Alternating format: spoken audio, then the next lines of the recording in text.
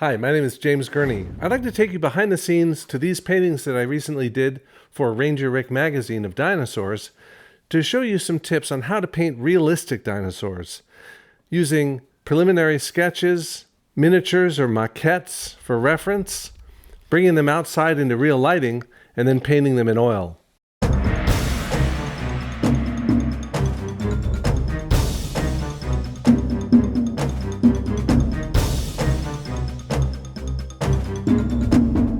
Let's get started with this one here, which is a relative of T-Rex. The name of the dinosaur is Thanatotheristes, which means reaper of death, and it lived about 12 million years before T-Rex.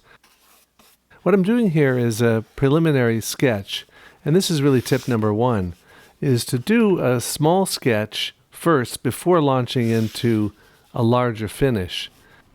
That lets you try out things like to try out this warm color in the background.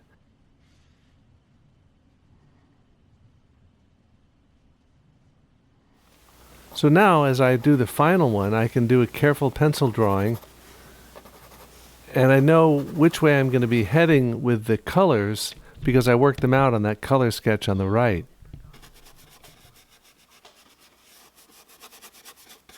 My second tip is to paint the dinosaur from an unusual angle. Try a lot of different angles, anything but just a straight side view or front view. This is kind of a three-quarter view, looking down from the eye level of the dinosaur. The light is coming from behind, and I'm suggesting the textures of the feathery surface of this dinosaur by dragging paint with a palette knife.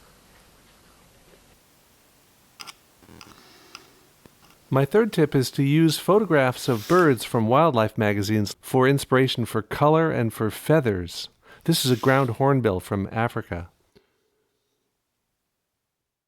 What's the secret for painting a complicated dinosaur like this armored dinosaur called Borealopelta? The secret is to build a three-dimensional maquette or miniature to use as reference. Like last time, I did a preliminary sketch in watercolor and gouache to work out the basic lighting and angle. To figure out the pose of this walking nodosaur dinosaur, I draw a profile view in pencil with the near front and back legs extended outwards and the far legs underneath the pose. Then I cut out a side view of the dinosaur at the size I want to make this maquette. And using a wire, I can hold the angle of the spine and then cut pieces for the broad back of the dinosaur and the sides going down. Everything is held together with a hot glue gun. And then the width of the tail. Glue on his legs on the side, and now I have a framework to apply the modeling compound. I can't use an oven hardening compound because that would melt the glue. So I need to use an air dry sculpting material that I can apply to the surface of the cardboard base. The capture holes help to secure the material to the outside of the surface. The Model Magic sculpting material is really made for kids. It's quick to dry, inexpensive, and easy to use. The actual fossil, which comes from Canada, has beautiful detail in the spikes, the skin surface, and of course the bones inside. And for this maquette, I'm just going to start by sculpting the base without the spikes, and then I can add the spikes later after this is all dried and painted. I'll paint this using a light acrylic gray color. And then when that dries, I can apply the pointed spikes with a 2-part epoxy modeling compound.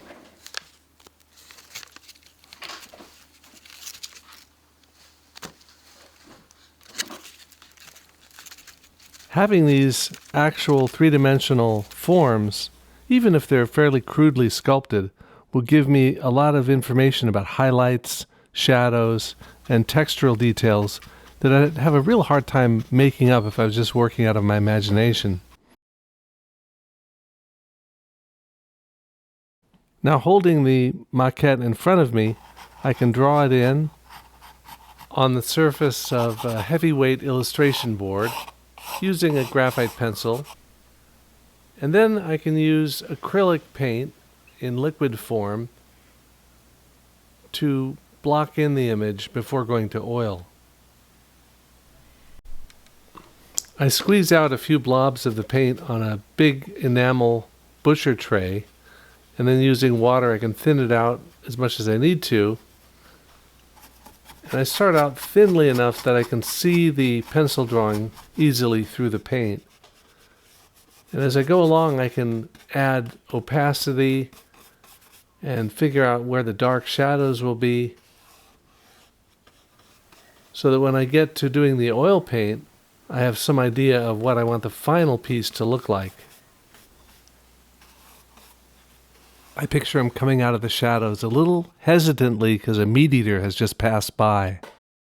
This painting of a baby dinosaur hatching out of its shell is based on an incredible discovery of a tiny dinosaur skeleton found inside an egg. I decide to make my maquette about the size of the actual fossil. The head is about the size of a grape. I've looped the wire around for the legs, and I've used some tin foil for his chest area. This is polymer clay or Sculpey.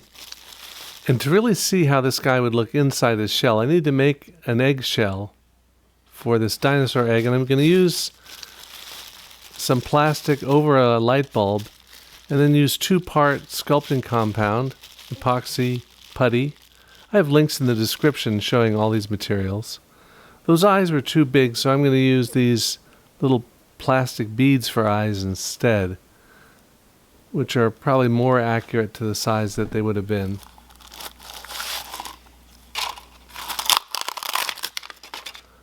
If the way dinosaurs hatched is anything like birds, they would have pushed the egg apart with their back muscles after splitting the egg open using the sharp egg tooth on the front of its nose.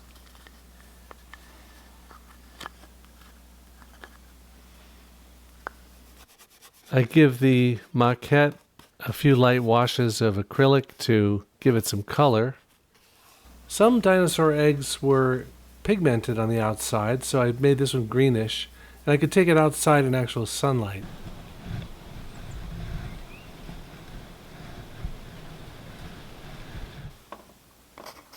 It was really helpful to know how the light and shadow played on those forms, how they overlapped, and how it all fit with the moss.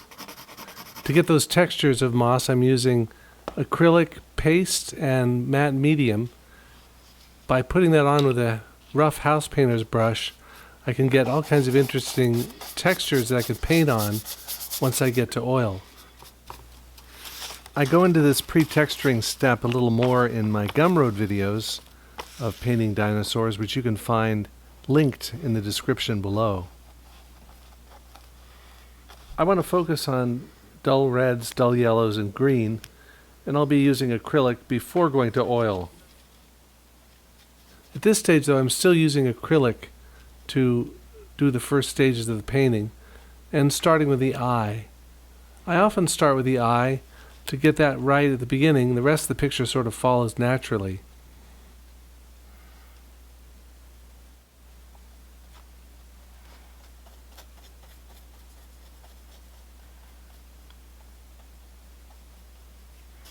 But now I'm getting into the textures of the moss.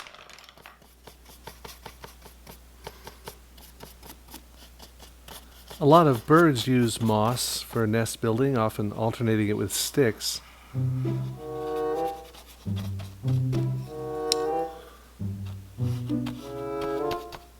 I'm using oil paint now, and I'm painting the spaces between the tendrils of moss.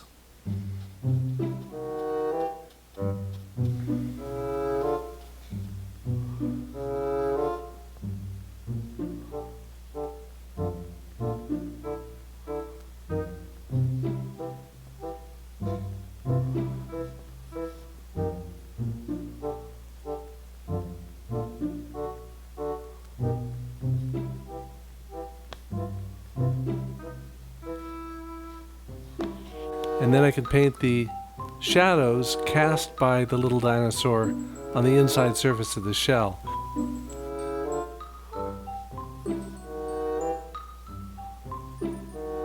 But I realized the eggs are a little bit too oval and pointed. Eggs come in all shapes and sizes, but sauropod eggs, the kind of dinosaur this is, the long-necked dinosaurs, had rounder eggs.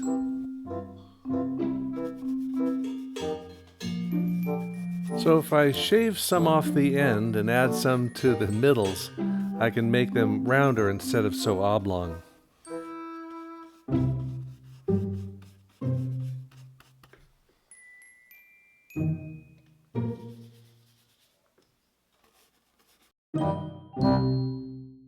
That baby dinosaur has a lot of growing to do, and it might end up looking like these giant long-necked dinosaurs called Patagotitan from South America.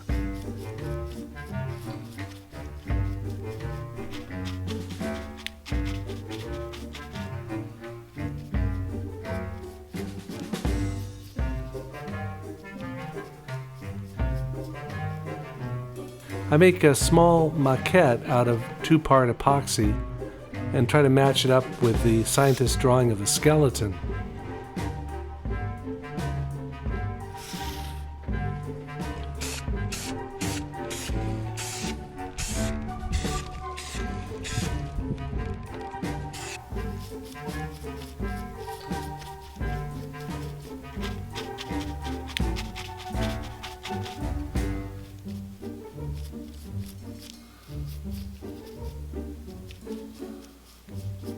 And what I'm going to want to do is take this outside into actual sunlight, because the neat thing about a scale model is that the sunlight will scale up on it perfectly.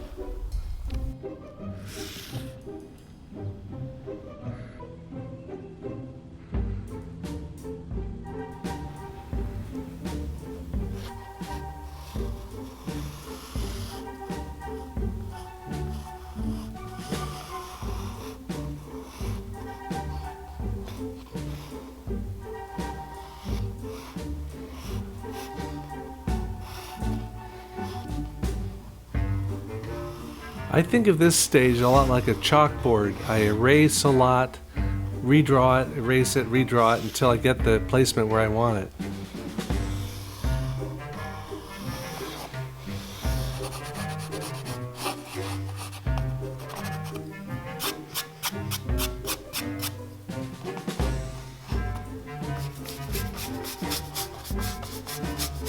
Then when it's ready, I can seal it with matte medium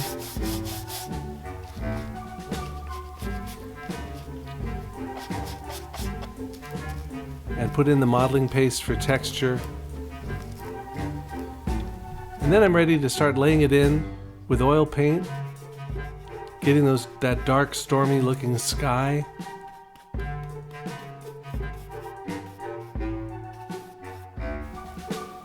And if I need to reposition something like this leg, I can do that at this stage.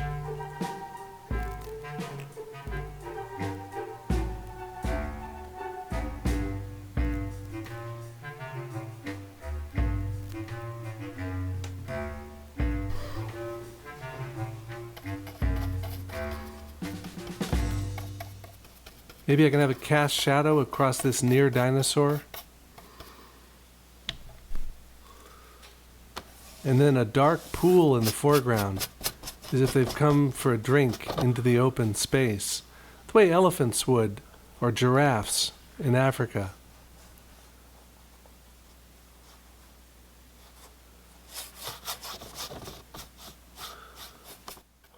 We don't really know much yet about what colors these sauropods might have been, but I'm imagining them having a sort of a spotted pattern, a little bit like a giraffe.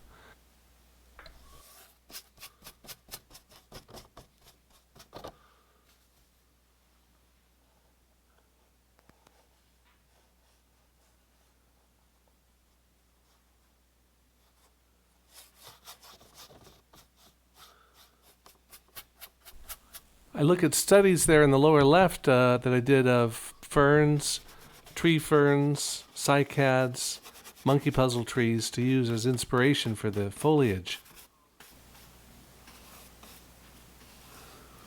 I'll put some shadows cast by these dinosaurs along the bank of this pond, and maybe some palmettos in the foreground. Beyond those plants is a dark pool in shadow, which acts as a mirror for the dinosaurs beyond.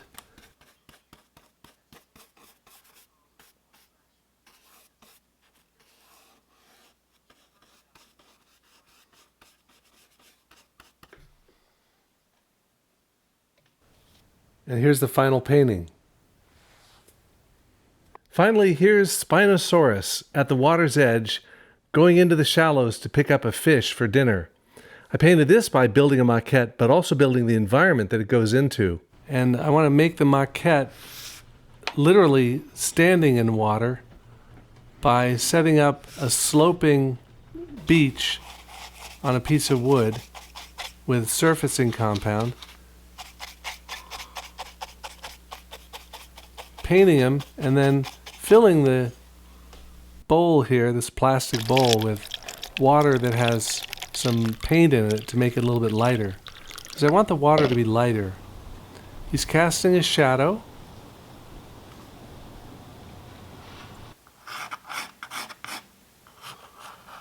And as I paint him in, I can start thinking about the shadows and reflections in the water, which I can see from that maquette in the lower left.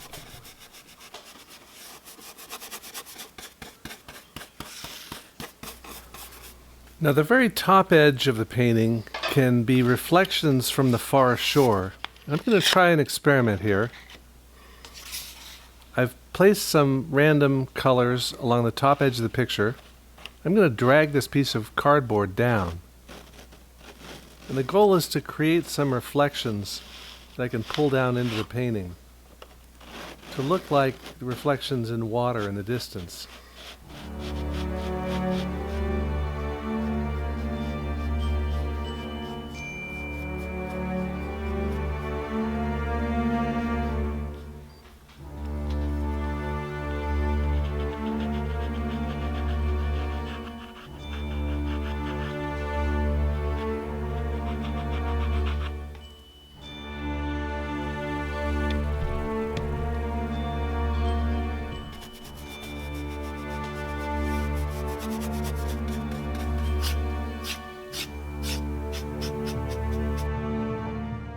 But I think it would be cool to have a pattern like this on the tail itself.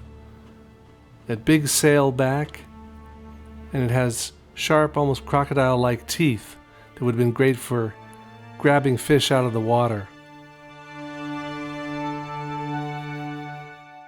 And the final painting is an attempt to show an animal that's at home in its environment and part of it.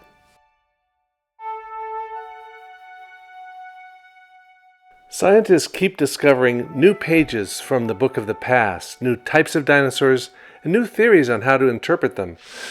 So you can use these tips to paint dinosaurs realistically. Here's a video that has more about that, and a playlist with more about painting dinosaurs. Don't forget to visit my website and to subscribe to my channel.